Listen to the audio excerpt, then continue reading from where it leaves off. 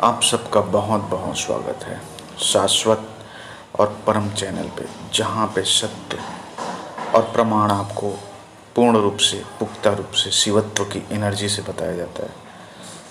परम सत्य और परम ज्ञान, आत्मज्ञान और ब्रह्म ज्ञान, शब्द अलग है, स्टेज भी अलग है, अवस्था भी अलग है, आयाम भी अलग है।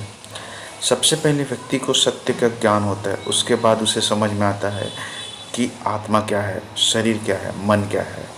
उसके बाद ही उसे ब्रह्म ज्ञान होता है कि हर कण कण में शिवत्व मौजूद है। जो व्यक्ति इस चरम अवस्था को साधना करके प्राप्त कर लेता है, यूँ समझ लो वह साक्षात भगवान शिव का सत्य का दाहिना हाथ बन जाता है। दाहिना हाथ अर्थात इस पूरे सृष्टि और संसार में उसे किसी भी तरह से, यूँ समझ लो सम्राट की तरह जीवन रहेगा उसका।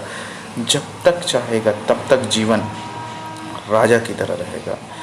कभी भी जीवन में किसी चीज़ की कमी नहीं होगी। वैसे भी वह जो भी चाहेगा वह खुद ब खुद अपने लिए निर्माण कर लेगा। जो भी चाहेगा भगवान और प्रकृति उसके लिए ला करके उसे दे देगा, क्योंकि प्रकृति के बंधन से एक तरह से वह मुक्त हो जाता है। जैसे हमारे भारत में संविधान लागू है, उसी तरह प्रकृति का भी संविधान चलता है।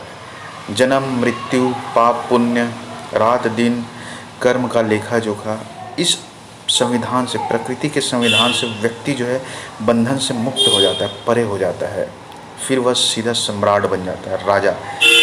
राजा पूर्ण रूप से शिव कहीं भी किसी भी जगह आ सकता है। पूरा सृष्टि उसी तरह है, जहाँ अनंत है उस छोर तक शिव की पहुँच है।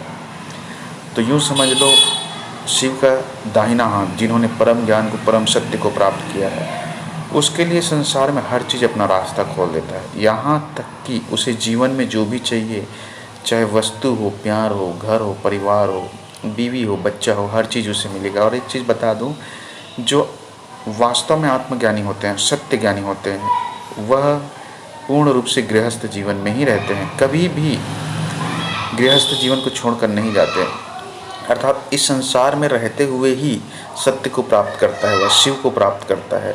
संसार के अधीन ही रहता है, अर्थात बीवी होता है, बच्चे होते हैं, घर होते हैं, गृहस्थी होते हैं, जीवन यापन होता है। लेकिन इन सब चीज़ में उनका जीवन जो है सरल होता है, और इन सब चीज़ों के ऊपर उसका नियंत्रण होता है, कंट्रोल होता है।